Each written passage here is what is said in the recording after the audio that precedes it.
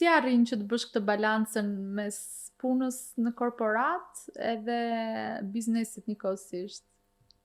Se ne thamë në fillim që pjesa më e madhe të gjitha e vuajmë gjetjen e balancës, se është shumë e vështirë. E gjendja e balancës për femrën është gjithmonë një problem, sido që të jetë çfarëdo lloj pune të Është kesh, sfidë, është sfidë. Në fillim do sfidosh e të qenurit një partnere me të gjetur balancën e të jesh ti vetvetja, të jesh një shoqe, të jesh dhe për veten tënde në punë. Edhe mendoj që gjatë gjithë rrugës neve këto gjëra na shtohen, fillon bëhesh me fëmijë, do kalosh një sa tjetër, fëmia rritet e ty gjërat shtohen.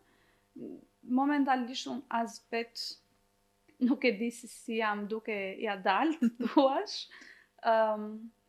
E kisha pak më të lehtë në fillim kur e nisa këtë biznes, sepse djalin e dytë e kam pasur vetëm 3 muaj, kam qenë në leje lindje kur unë vendosa të hapja biznesin. Edhe e përballoja pak, ishte situatë më e menaxhueshme.